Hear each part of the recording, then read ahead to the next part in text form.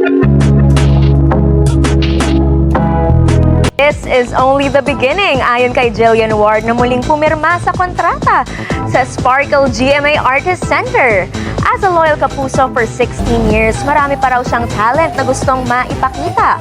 Bukas naman kaya siyang makatrabaho ang isa sa kanyang mga admirer? I pray for you. Always stay humble.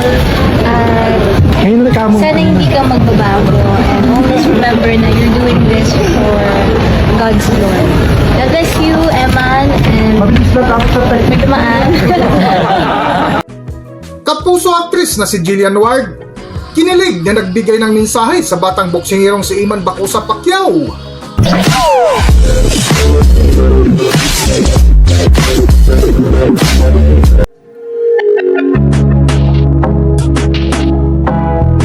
Welcome back to Philippine Celebrity Broadcast.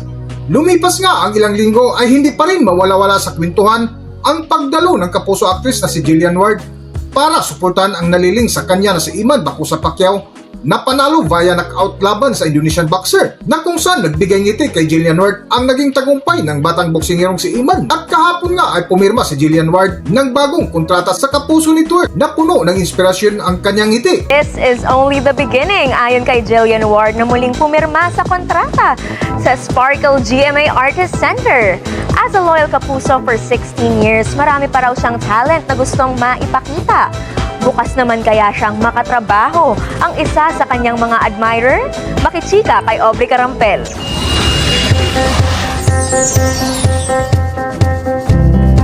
Nagsimula as a child star, pero ngayon isa na sa pinakamakinang na young star ng GMA Network. 16 years and counting as a kapuso na si star of the new gen Jillian Ward, na blooming and sparkling in a glittery dress sa kanyang muling pagpirma ng kontrata sa Sparkle GMA Artist Center. Present sa milestone ni Jill, sina GMA Network Senior Vice President Attorney Annette Gozon Valdez, Sparkle GMA Artist Center First Vice President Joy Marcelo, at Sparkle Assistant Vice President for Talent Management Vic Del Rosario. Jill, isipin mo 16 years, pero ang bata-bata mo pa talagang lumaki ka sa GMA. And we've seen your growth as an artist, as a person. Sobrang galing ng evolution mo. You can reinvent yourself. You have that star factor that na hinahanap talaga ng lahat. And we're very happy na lumaki ka sa GMA and you're still with us. And we love you. Siyempre po, very grateful. I feel so blessed. And talagang I'm praying na, sabi ko nga po hanggang maging lola po ko, andito ako sa GMA. Kasalukuyang nasa ika-16 na nga na taon si Jillian Ward sa kapuso ni Ward na kamakailan lang ay ipinagdiwang din ang ika-21st birthday nito na kung saan ipinakita ng dalaga na sa tamang edad na siya para sa kanyang kalayaan bilang dalaga. Now that she's 21 and on her 16th year as an artist, marami pa raw siyang gustong maipakita na kanyang talento. This is only the beginning. Gusto ko po talagang ma-master pa po yung craft ko, especially this year. So singing, dancing, acting, ayan, performing. Talagang gusto ko pa po mapakita yung side kong yon. And of course, magkakaroon pa po ng mga mas challenging na mga roles. Soon ay magre-release rin siya ng bagong song. Recently naman, nag-post si Jillian ng ilang beach photos, confidently flexing her toned body.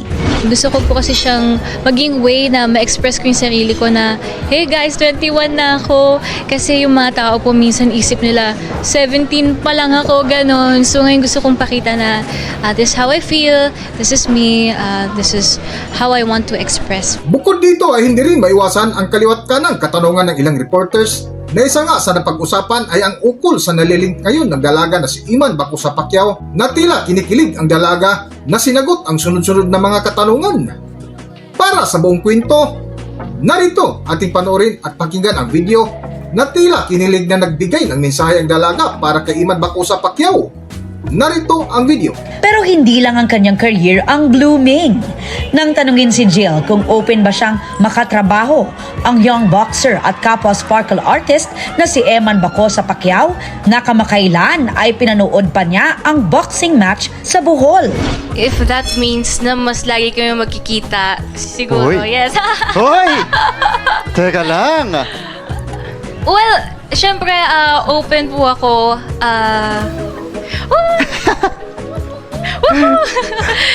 Syempre, open po ako and sobrang bait niya po eh. As in, kahit this morning, he texted me na kumusta siya. So, if I'd be working with somebody that's supportive, why not? Pero paglilinaw ni Jill, sa ngayon, close friends at nasa getting to know stage pa sila ni Eman. I'm just so happy kasi nagkaroon po ako ng bagong tao sa buhay ko na very supportive. And in return, sinusuportahan ko din po siya sa mga gagawin niya. So, kumbaga, I'm so happy kasi sobrang unexpected po nung entrance niya sa life ko. So, ayun lang po, I pray na maging strong ang aming friendship and kumbaga ako po I'm excited din for him kasi naniniwala din talaga ako magiging future world champion siya. Never say that? Okay. Kahit message lang. Ano kaya gagawin namin doon? Sige lang, message mo lang. Okay. Message ko sa kanya. Well, syempre, sabi ko na ito sa'yo, na I support you and I support your family, na always genuine yung support namin sa'yo. Even yung mom ko, kapatid ko, nanood kasi din sila ng fight. So, I hope that also shows you how much we support you. I pray for you. Always stay humble. Sana hindi ka magbabago and always remember na you're doing this for God's glory. God bless you, Eman, and may tumaan. God bless you and thank you so much then for being so supportive. I hope na kahit anong mangyari, I hope you know na I'm happy na I gained a friend, I gained a person in my life na sobrang supportive sa akin. God bless you. Ligawan ka ba ni Emma? Tanong niyo po siya. Sa'yo? Bulong ko na lang. Okay. And? But he expressed na basta. Yun.